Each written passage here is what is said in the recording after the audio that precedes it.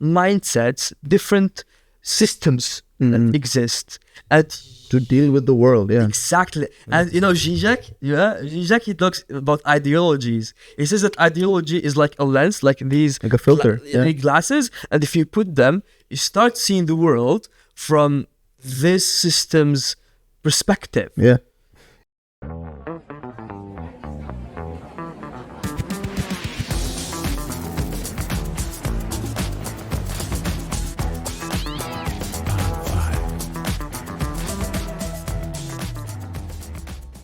Ladies and gentlemen, welcome to Chill Chats with Sid Gandhi. I'm your host, Sid Gandhi, and today I'm doing something that I haven't done before. I don't know why I haven't done it before. I just felt like I was trying to do a monologue kind of podcast, but this could be an addition to the whole thing. This could be a mini-series where I have chats with expats. Today I'm going to introduce you to a very good friend of mine. His name is Adam, and I will tell you everything I know about Adam.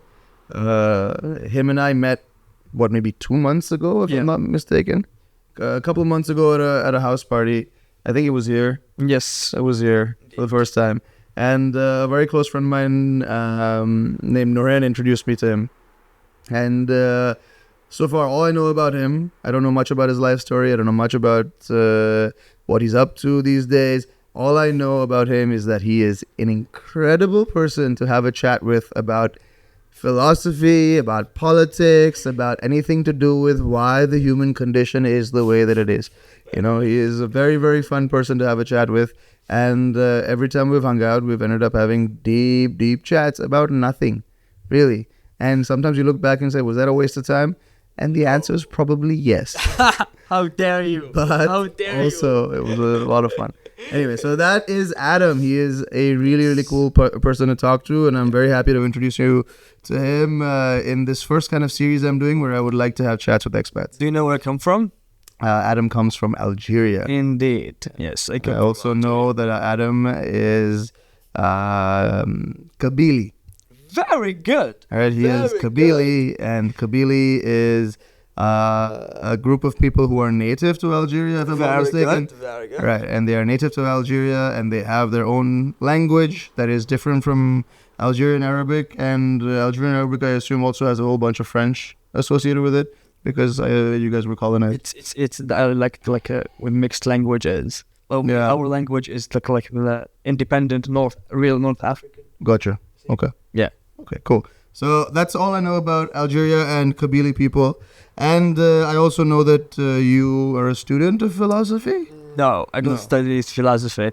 But I did study a lot of theory. Okay. Political theory and stuff. English civilization and culture and history from diversity and equality and cultural transfer point of view.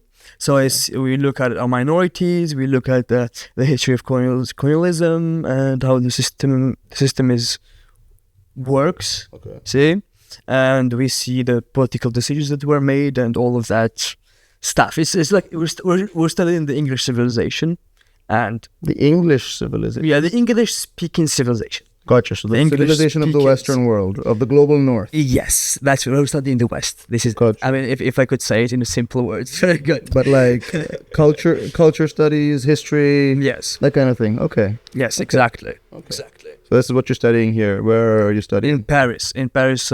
University is called Sorbonne Paris Nord. Okay. So it's in the north. It's north in the suburbs. Another cool thing I know about Adam is that he is new to Paris, and yes, I am a big fan of the newly initiated expat. How's that going for you? Well, it's been I came in September. Okay. So that's how long? 9 months? 8 months? I don't know. I can't count. 9 months, you're right. Actually, 9 months. Yeah. So it's been a huge change. Yeah. It's been a huge change. I've been learning so much. Yeah. And it's the first time I leave Algeria, and I came to France and just move like for a long time. Yeah. So I've been learning a lot, meeting a lot of internationals. This is what I like about Paris. This is exactly what I like. Yeah. There are so many internationals, so you could meet people from different cultures. Yeah. In the same spot. Agree. It's like you have a buffet of like all kinds of different, perspectives. Exactly. To choose from or to explore. Very cool. So back in Algeria, what did you used to do? I used to be an English teacher. Cool. Yeah, I used to be an English teacher. So For like all levels. All levels? I used to work at this English school. So they only teach English language specifically. And we have different levels depending on like from what, K to 12 or like Yeah. any age? From all ages, children, teenagers, adults, grown-ups. Yeah, and I used to teach there. So for like 2 years, Okay. and then I got my visa to France, and I'm here studying. But I will teach. I'm teaching on the side. Okay, cool. Yeah. So you moved to France to study the global north, west, the history of the west, very cool. Yes. Okay. Yes. And now that you're here, do you like it? Well, honestly, in Algeria, I already had a master's in English literature. So I had an idea of the West. Okay. So it's like learning in reality, the realities of what I've only known in ideas through abstract thought. Is this the first country that you've lived in outside of Algeria? Yes. Okay. The first country, yes, in the West. So as a newly minted expat, what do you think was the most like shocking thing for you?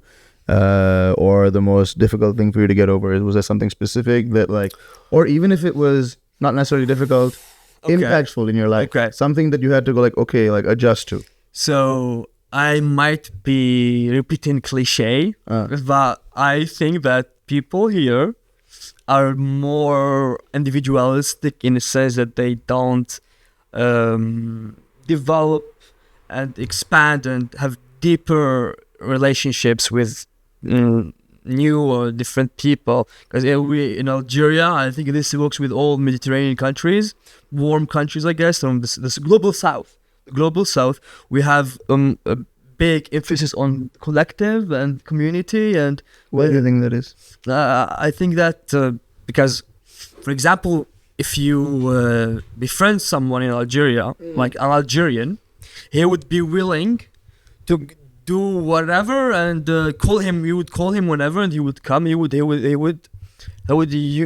show and invest in the relationship. Yeah, but like it's tough tough to take like an example of like one friend. You can find friends anywhere who will do this kinds of stuff, right? I don't know. Like what I'm saying is, I think because we are very tribal communities. Yeah. While Europe has moved to the urbanization very earlier than us. That's fair. That's why we have more collective. So this is it. This is the difference that shocked me the most. Do you think that the movement towards urbanization and like more individualistic lifestyles is where the natural order of things? No. Is it where everybody is kind of just going? Because I remember this. No. I remember India becoming more and more about nuclear families, when earlier it used to be about big group collective families. You know, and then all of a sudden it became more and more about nuclear families. I mean, from my perspective, it was around the 90s, but maybe obviously before that also. But do you think that's just the natural progression of things, or are we actively kind of like, we think it's cooler, we think it's the more productive thing to do? What is it? What do you think we're looking? Well, we always go. I would call myself a materialist because I would see the material conditions that are causing this, the expansion of capitalism and the westernization of the world has been making people smaller units to sell the services that were once offered by the community. Interesting. Yeah, for example, babysitters, a nanny.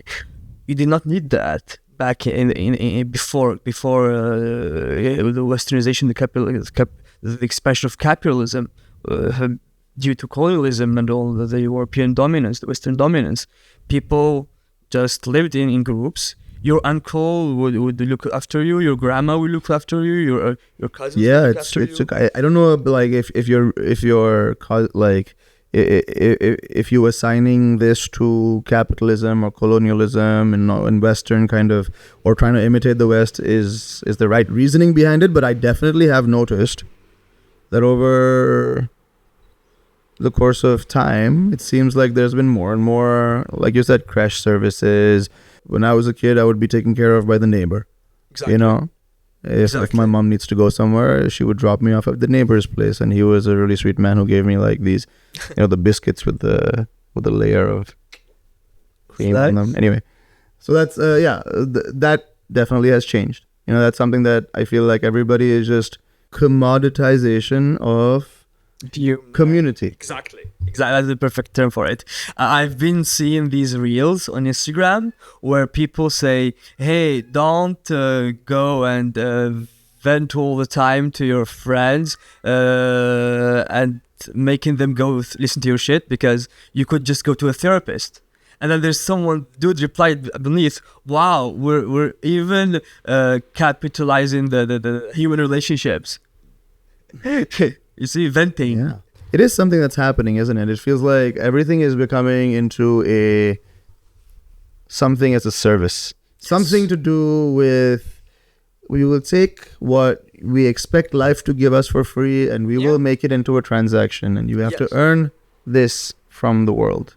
Exactly. Yeah, by paying for it. That's something that's like, it's a little bit disconcerting for sure. And this is what Marx talked about, really, because capitalism, it's an ever expanding system. It prioritizes profit, only profit. And when you prioritize profit, you will look for markets, and markets have limit, so you have to always create more need that could only be fulfilled by the services they offer. And this is why they're now even entering the smallest markets. But don't they have a point? Isn't everything a transaction? Shouldn't it be a transaction? Isn't the fact that you are here dependent on everybody else giving you so much? We are more and more coming to realize that we cannot live in a world by ourselves. Yes. We need other people around us. Exactly. And in order to be able to balance the checkbook on who is the freeloader here, we need a system. You know what I'm saying? All right. And that I feel like is relevant. People who are capitalists, they want to make sure that, I actually appreciate the idea that a woman's, let's say a woman's labor to take care of a child becomes not something that is taken for granted by the community, but can be that energy can be channeled through a corporation, which is a baby creche or whatever. And she can provide services that should have been valued, that were not valued, because it's just part of what the community expects from itself. Mm-hmm. Now the community is realizing that, okay, hang on, everybody wants to follow their own dreams and do their own little things. So obviously they're going to have to start to pay for these services, because not everybody wants to live in the same community forever, So everybody's going their own way. And in that sense, because I don't necessarily trust you like I would my community back home, of course. And if I didn't pay, if I had a kid and I didn't pay for somebody taking care of them, I would feel like I'm not doing something. Like I would feel like there's, I'm not doing something that I could have done. But if I, for example, had to put my kid in a creche, and I don't have a kid, I don't even know what kind of considerations you'd need to have. But I would want to make sure that it's something that I know that I have earned. And these people have a certain set of qualifications, and I can expect that. I can demand that. Without a community, you need to be able to demand stuff, which is why the whole money thing comes in. And I think it's a good thing. I don't know. I'm not trying to say that it's... Yeah, sorry. No, I really appreciate your take. It's a very, very valid argument, because people, they value to create... creating and taking action and doing things that they love is something they value, something natural in us. Yeah. We're natural workers. That's what we've been always doing. Yeah. Just feel good. And for the love of each other. Yeah. Yeah. But that's the thing with the problem with this system, is that it also expands to essential needs, human needs, that if you privatize them and you make them you make a price on human life, you will kind of not everybody can afford that. So it means you're prioritizing profit over life. Agree. And Agree. this is the problem. It's when it's unethical. It's when unethical when it takes away your right to have food or to drink No, to have housing. I think human beings have gotten confused with this because you definitely need to be able to value something.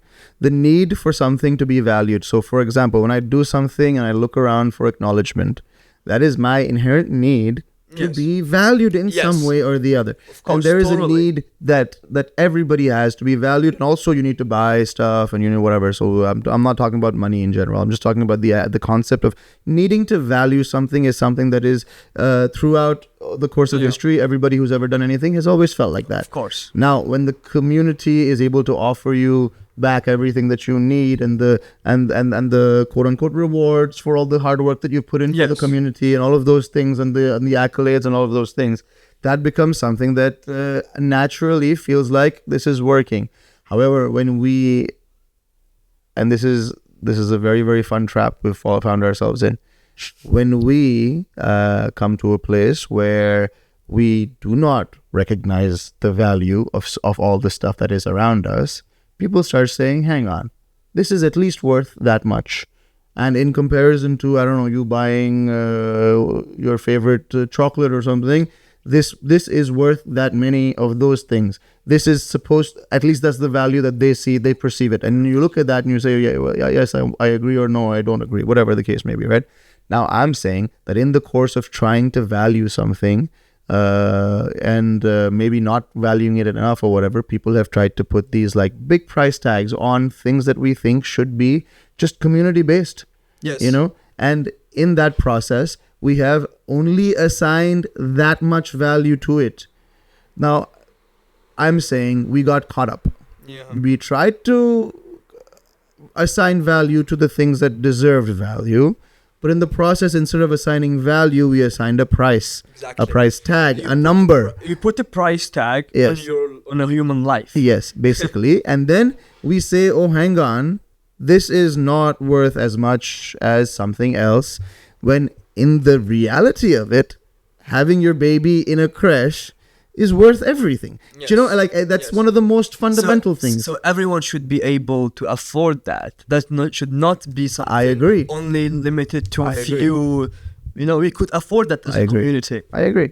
Everybody should be able to afford that, but also everybody should recognize the value of it. Yes. And the value of it is way more than whatever price tag that everybody, and that's basically how a lot of the economy, I reckon, works, is that, this is just a negotiation of how much the value of something is that you put on whatever good or service. What is the value that you're putting on this, and where it comes from. And I feel like if we get too caught up in trying to assign values to everything, then this becomes a very transactional world, a number-based world. Exactly. And if we don't put value on anything, it becomes a very I don't care. I don't care if somebody is doing this for me because it doesn't matter. It does, I have, everything to me is for free. Exactly. Exactly. And if everything is free, nothing is worth anything. But not everything is free. As an example, if I were not to have, this is a hypothetical, if I were not to assign a value on anything, if I were not to have a capitalist system in place that does manage to commoditize the things that we take for granted. Yes. So maybe we are trying to tell ourselves not to take what we have for granted. Interesting. All right.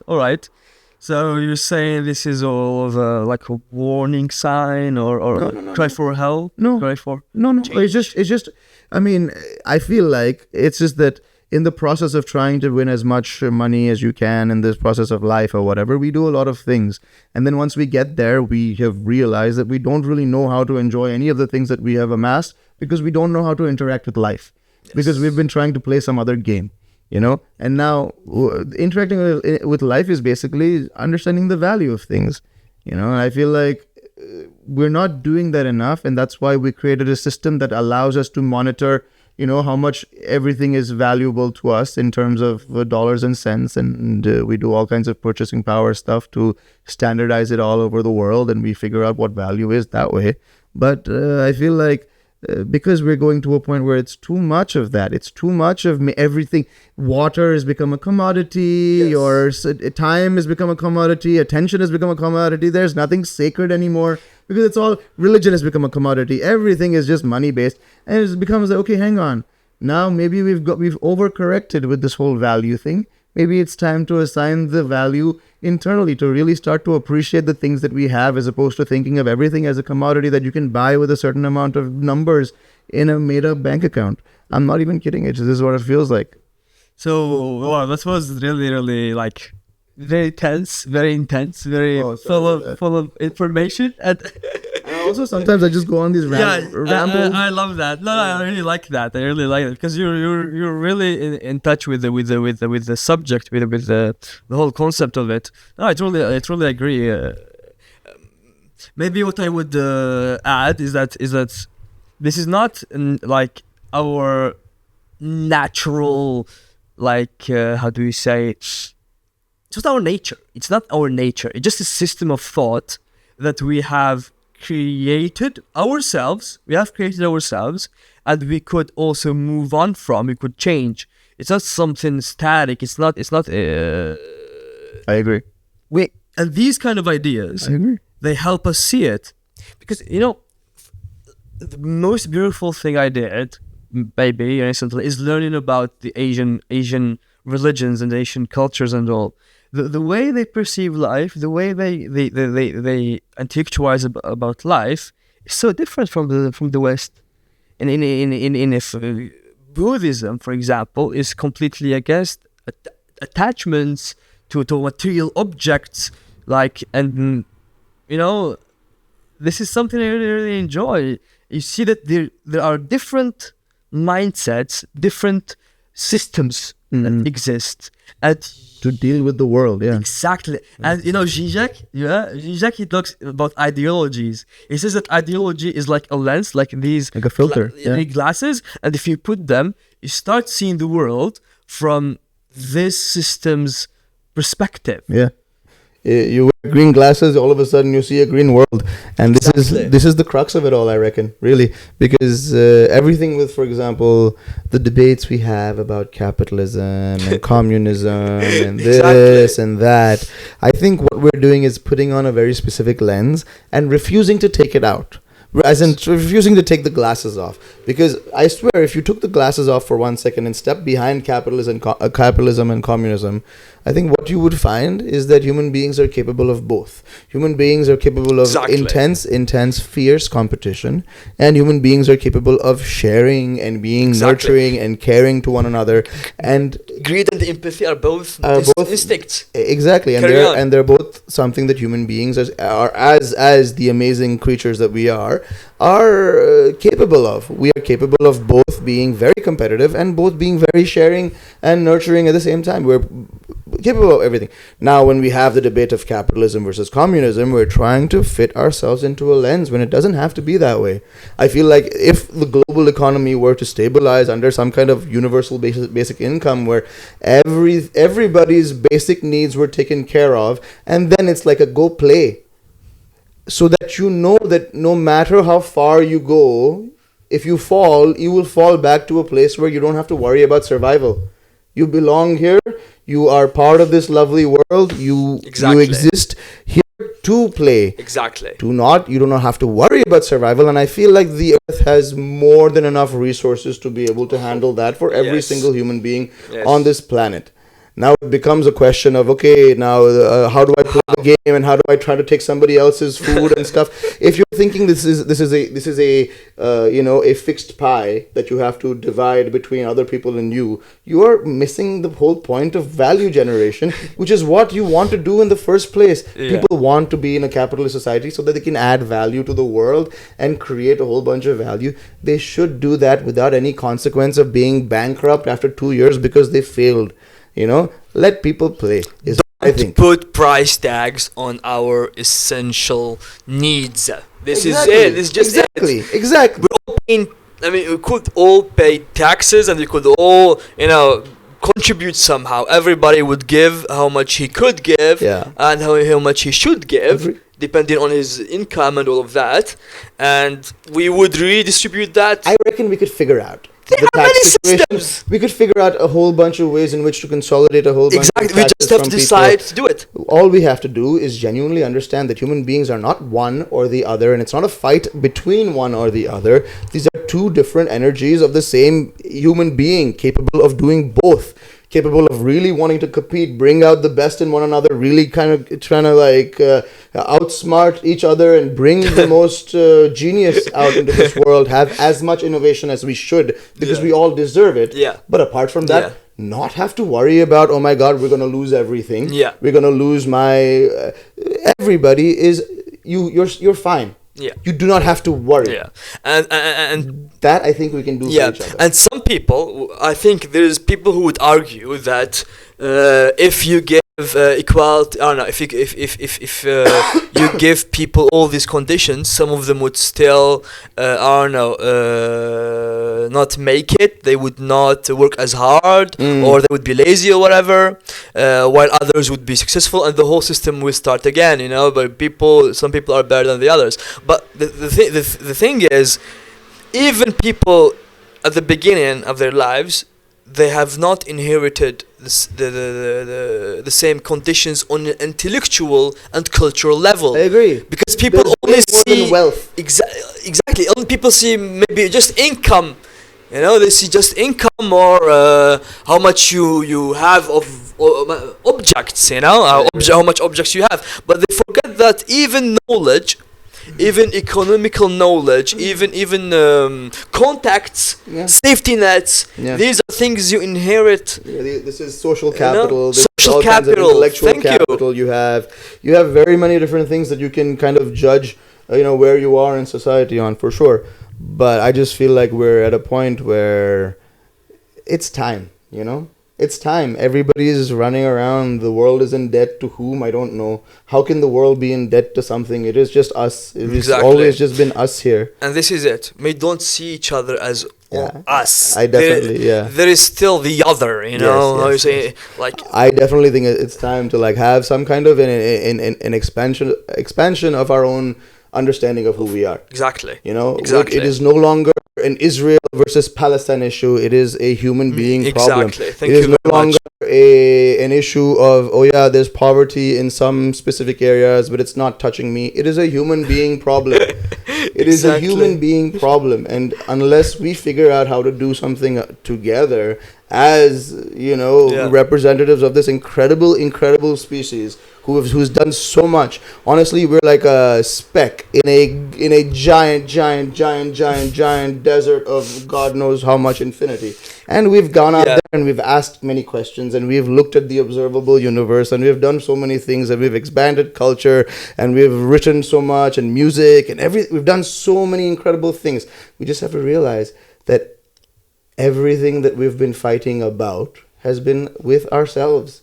It's only been us this whole time. All the wars we've ever gone through, all of the heartache, all of the madness, all of the disease, it's just been happening to us. It's been us. It's been us versus us. And unless that shift happens on an individual scale, I genuinely don't think it's going to be able to be reflected anywhere.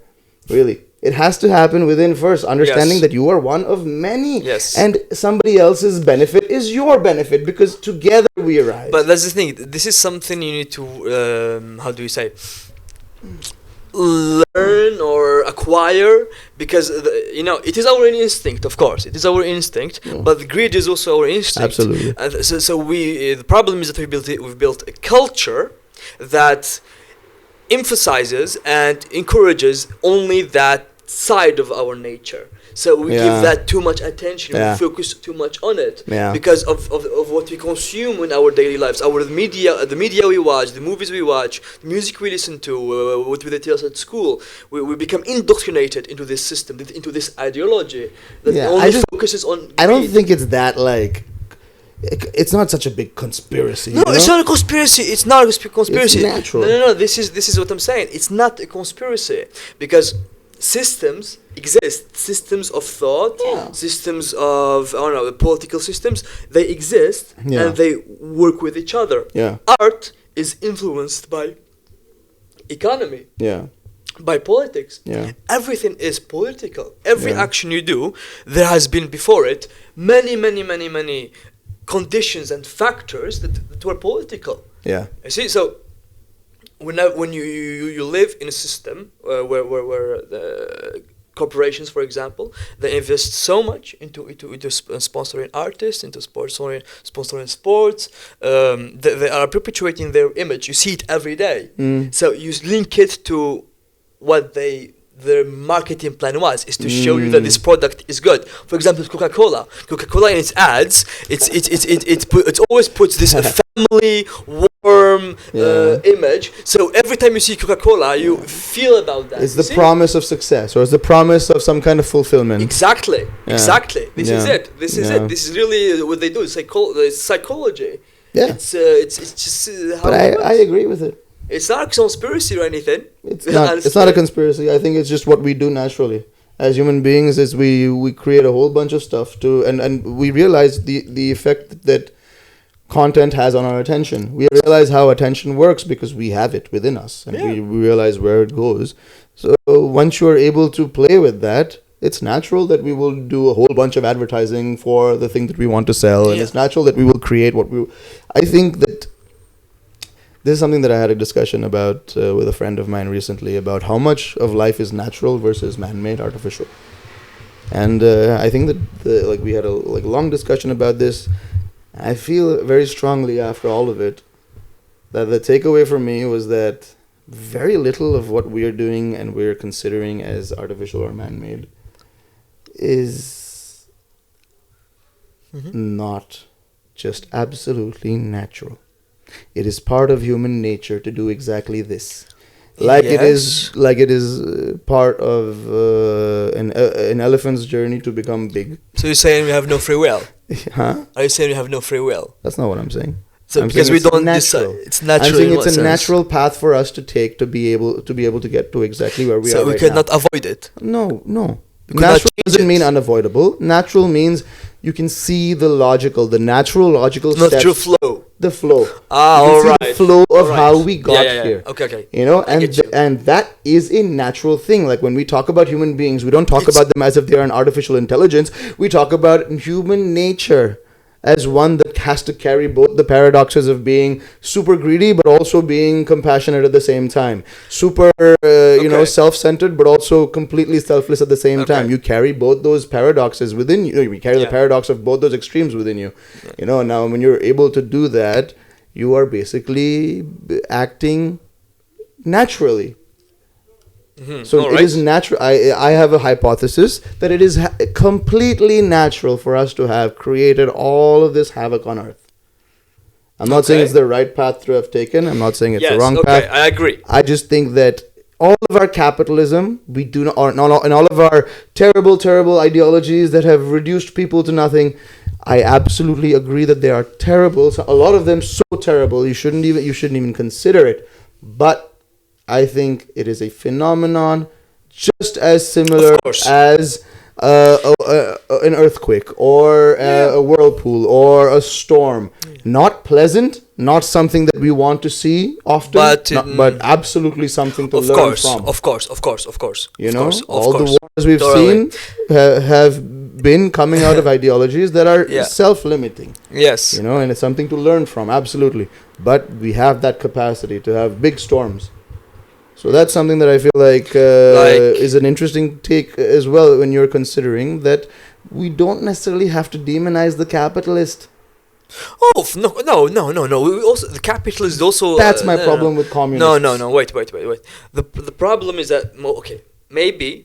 I will talk of myself. I think that the capitalist is also I would say victim of his environment, because he also has grown up in conditions that indoctrinated him into believing and doing what he's doing. Yeah, or he maybe had grew up in conditions where they forced people to be cooperative and share with each other, and they were like, no, there's a part of me that doesn't want to do that. I will do that only when I feel like doing that. Who are you to tell me that I have to share my wealth? That's completely fair. You don't. No.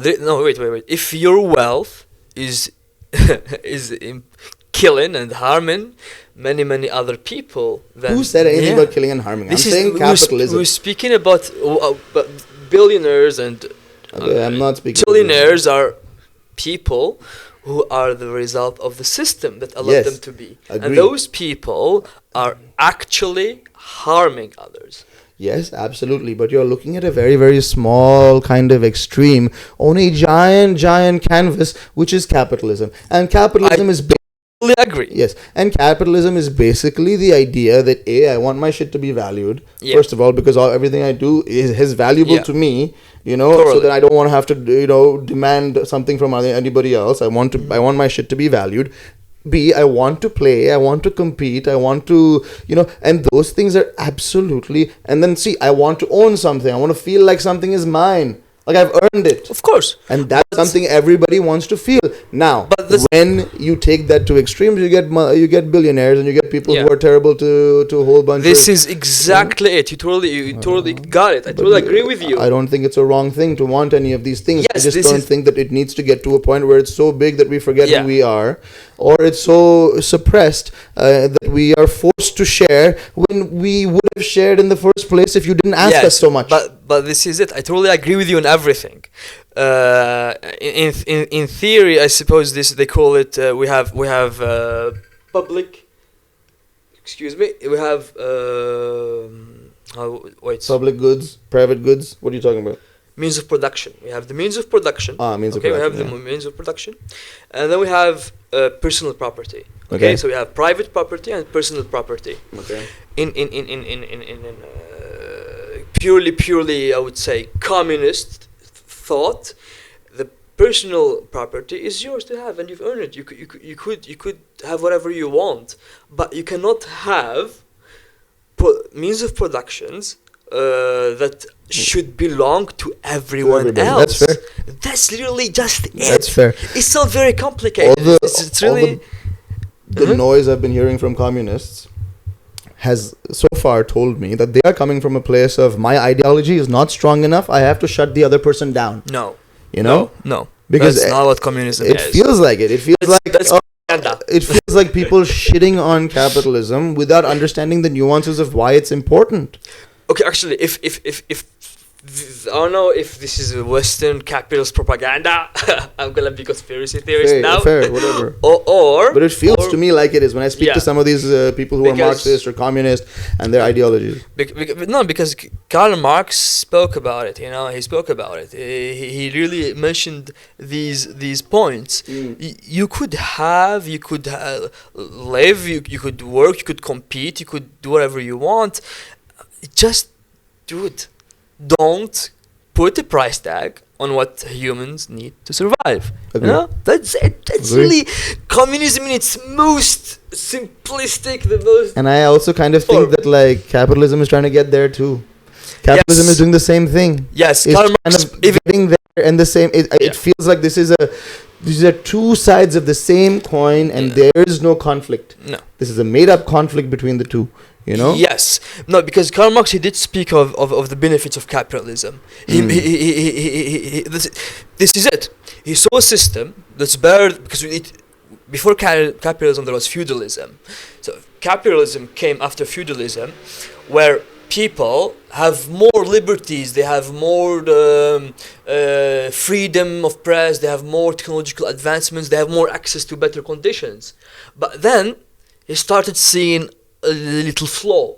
See, and that little flaw where people began to have too much power and they began to exploit people too much. Wait, well, there was the flaw that he started to notice. The flaw. Oh, the problem. The problem. Yeah, with feudalism was with capitalism. Because he agreed that capitalism is better than feudalism. Because people have more freedom, people are working, have better conditions. Yeah. But then he started to notice a problem. He started to notice the problem that people are exploiting too much. Yeah. They are hoarding too much, and they have too much political influence. See, now I don't know what that means anymore. That's the problem. If this is not politics, what is? That's politics. Yeah. It is politics. It's economy and politics, because economy is part of politics. It is, yeah. For example, let's talk about the US right now. It's the perfect example. We have billionaires who are literally interfering with the democratic elections and democratic vote. Elon Musk paid for Donald Trump to get to the White House. Yeah.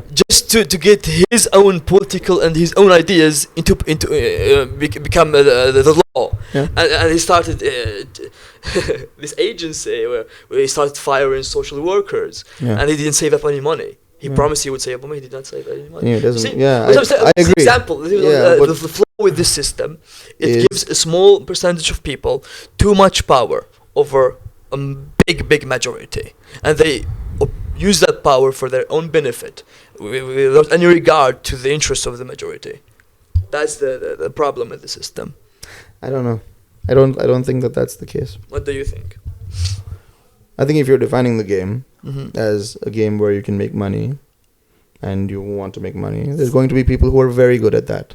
Yeah, You but If what you were to degree? restart everything, I reckon, and hand everybody the same amount of money and give them the same rules as they had today, I reckon you still get a whole bunch of people with the same pile of money that eventually as you have right now.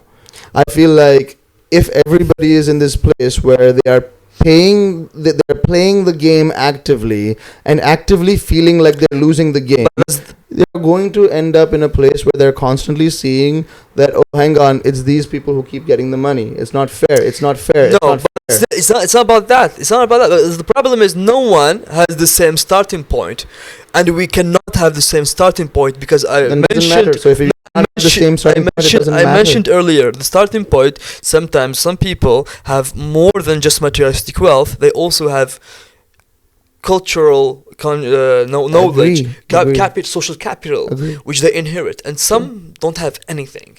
And those people have started in better conditions that would allow them to even go further, while the other part will have to fight just to survive. Who on this earth has nothing? Many people. I don't know. I don't know what you mean Many when people. you say they have nothing. They have nothing, which means they have no There is no power. on this planet. First of all, I don't think that there exists a being on this planet that does not have agency over his environment. His or her They environment. can't afford healthcare. Sure, They can't I know, afford I agree, healthcare. I agree, Do you I think it's agree. normal to But not then when you're saying afford stuff like- healthcare? No, I totally agree. It's not normal, and I don't Yeah. think we should live in a world. This where is people, this is what we live in. I understand. This is This the is the game. I get it. I totally understand what you're saying. You're right. I apologize. You're right. I am saying that Mhm. I don't think that there's anybody on this planet Mhm. who does not have agency. When you said something to the effect of all right.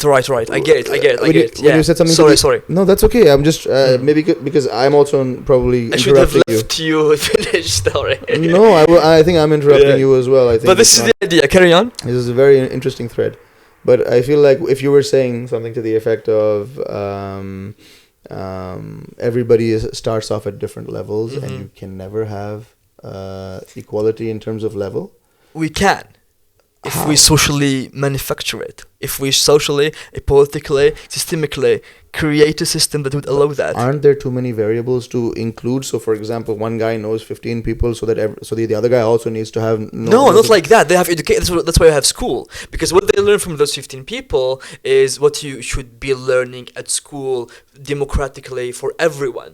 You know, everyone should have as much education as possible, and we need to get as many people into those schools and, you know, give them that wealth that and I mean, I don't understand when you say cultural has wealth. much education as possible. What do you mean?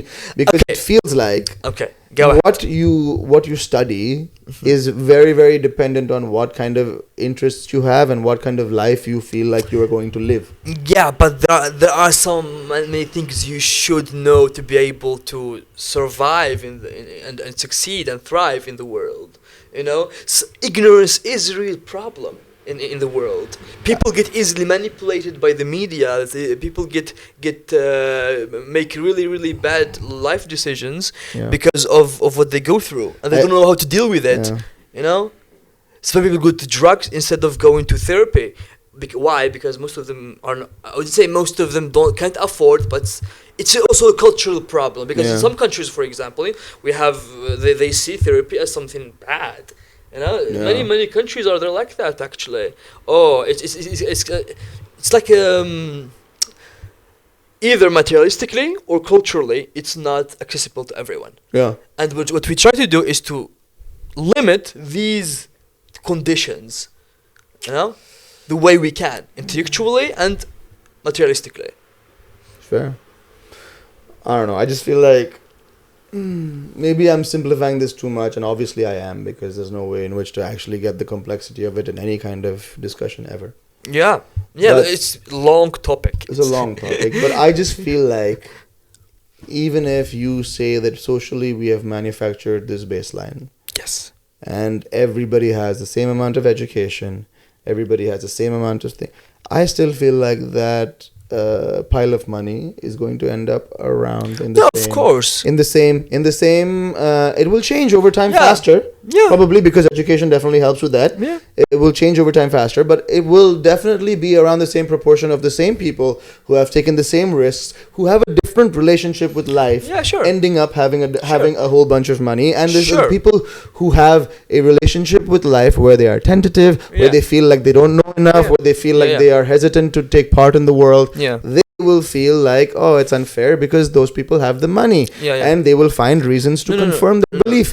And I suspect that this whole thing to try and make everything equal, maybe we can relax on it and maybe understand that it is already, in a way, in a weird way, people are living out what they have chosen to live out, not in a way that blames them. I totally agree. Not in a way that blames them at all. Never blame, and I do not blame anybody for what they're experiencing, and I do not think that they should be experiencing what they're experiencing if they don't like it. I don't think any of that is true, but I genuinely think that I will never accept an argument where we diminish the power of a human being to zero, to act as if they do not have any agency over the life around them, to act as if they cannot put out a seed of that will give them returns in the future, especially in today's day and age when we have access to everyone on our fingertips. Yes, I totally agree with you. The only problem, I'm talking about is that, yes, some people will have this, I don't know, instinct or desire or passion or skill or talent in making money. Okay, and some would have talents and interests in other stuff. Okay? And some people would totally agree with you. Sorry. But the problem is, those people who have that passion for money should not become too powerful to the point where they start oppressing the others. That's exactly it. But then the only way to change that is to remove the value that we place on money. That is an inherent decision that every individual can take for themselves. So when you see somebody with a lot of money, it doesn't blow you off your feet because you aren't phased by this.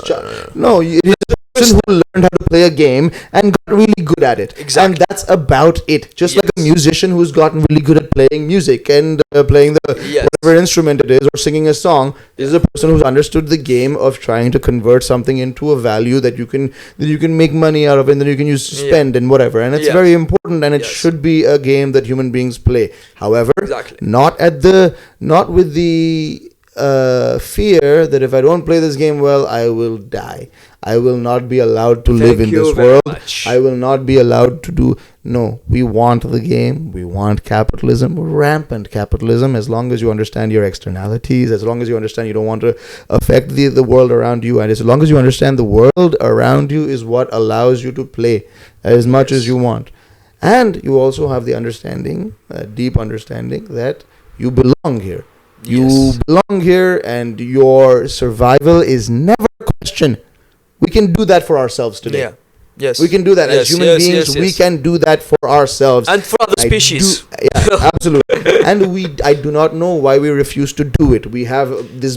Thank you very much. And that's what we're trying to understand through all these conversations. No, we have this bugbear that we do not trust ourselves with a system like this, because there will be freeloaders, and there will be people, because they recognize within themselves that they would also potentially be a freeloader.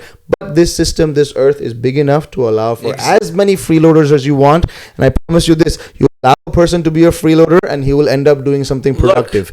He will end up doing something productive because you are not asking him to do anything. It's his nature. It's his nature. He will wants to sing. He wants to chat. He wants to do something. He wants to express himself in some way. It is his nature to do it. And if we put a value on that expression, it feels transactional, and I don't want my relationship with life to be one. Here's my contribution to you. Now I want the exact money to come back to me. Stupid. There's this Thomas Jefferson quote, I think. I remember exactly because it's a long time since I heard it. He said that I study economy, I study business, I study financial stuff, so that my son could study politics, and so that his son could study poetry And music. So, and so you see the beauty in life. This is the link, but you see the link how it all starts with basic materialistic needs. Yeah. You know, you need. That's it. Having money or having essential needs is not freeloading. Agree. And people who say these are freeloading, they're the ones who are the problem. And we have this bugbear about productivity that comes from this idea. God, exactly. That comes from this idea that you have to earn your place here. And I think that you're right. In some way, it feels nice to earn my place here, but also by actively not doing some shit that I think I'm supposed to do, I am actually allowing myself to do the shit that I will do best. that will be of most value to everybody around, because I don't think that I have to go home and be an accountant. Exactly. Or go home and be a doctor because that's what what people tell me I should be. No. It comes from within. And as soon as you start recognizing that you have a voice within that is very, very attuned to what nature is, the human nature, the human condition, I feel like once you start to listen to that voice, you become bolder, A, but also B, you start to reject the idea that your life has to be in one specific kind of set of boxes. That's, I think, the biggest thing. Very good. I honestly totally agree with you. This is the problem. We have been influenced, indoctrinated into this box of productivity and financial productivity, artistic discovery or intellectual discovery has been put aside.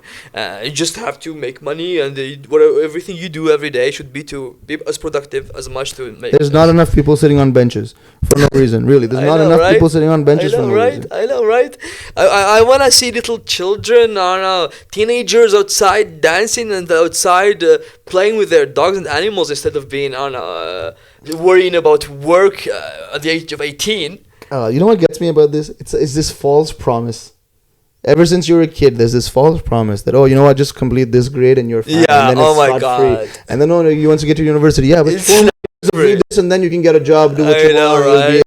And then you get the job. Then it's a whole job is a whole rat race, and you got to climb some kind of made up ladder, and you have to try and constantly compete with others for the same position and do all kinds of stuff. And then eventually you get to a place where, okay, now my life is gone. I've done something in the service of I don't know what to increase shareholder value for some random company. I have no sure you have good memories about the time you spend there, but at the end of the day, yes, you've been able to survive and you've been able to create a whole bunch of wealth and give it to your children and do all those things. But when have you learned how to really live your life? You haven't, because you've been postponing that constantly. And I feel like it's time for this world to have some people who are able to just watch rain fall down a window, use your free will. Just do whatever. Use your free will. That's cool. That's fair. Use it.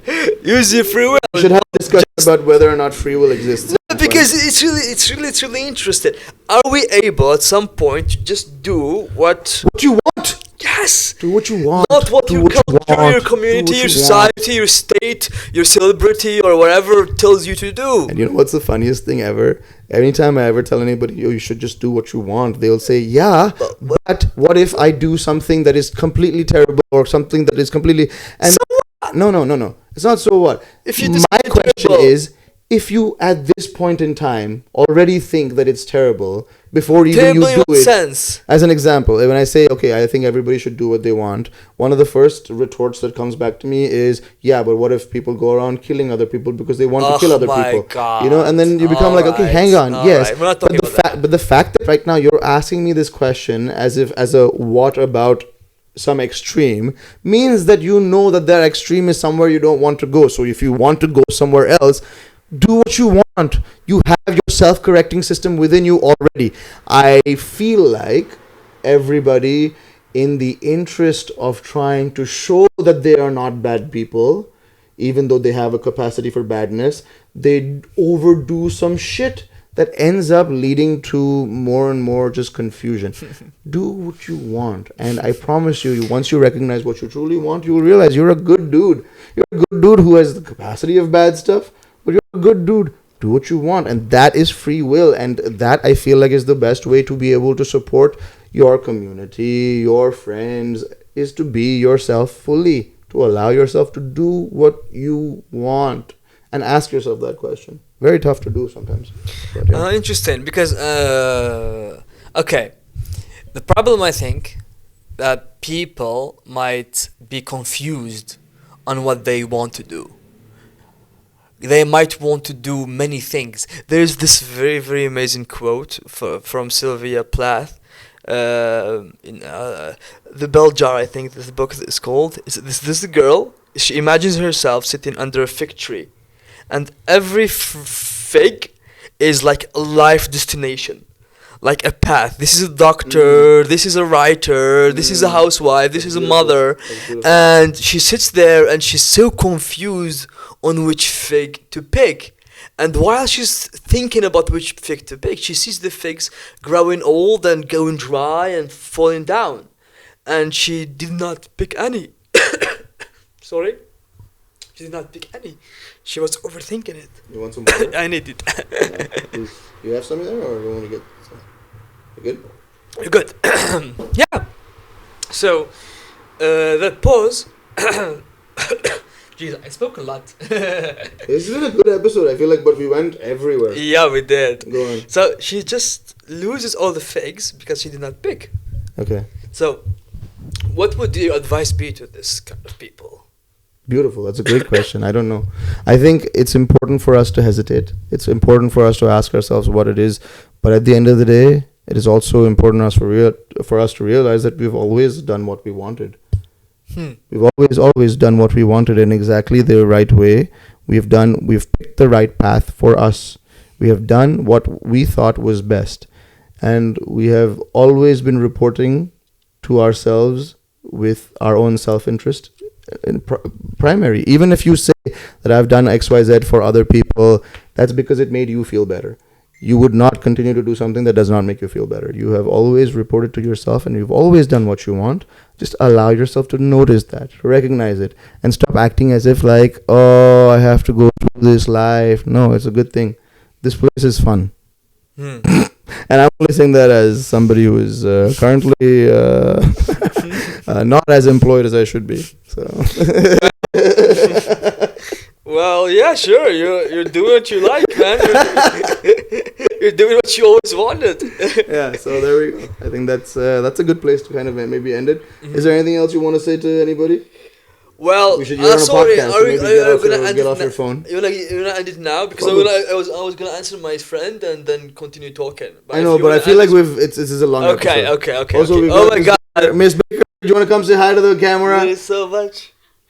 Hello. You want to come say hi? Come say hi to the camera. I don't think she. I don't think they can't see you. I don't know if you can see you. Oh, that's amazing! Alright, cool. Oh, so we're gonna have a party here apparently. Anyway, thank you all for watching, and thank you for being here. Back. I will be back. There's so much left to say. There's a lot to say, and I feel like when we open a can of worms, it's really a can of worms. Yeah. Right? We just go, and maybe there's no specific structure to this, but screw that. This is for us, and also for you guys if you're interested. But like, I feel like following this train of thought is always the most interesting way to go about doing these things. I would watch it. I don't know. I will. I would watch myself too. Okay, Allah. Thank you for watching, everybody, and I'll see you in the next episode. Also, if anything that we said is interesting to you, if you think that this was, I don't agree with this or that, just mention it somewhere in the comments or something, so I see it and I feel better about my own life and what I'm doing. Okay, bye.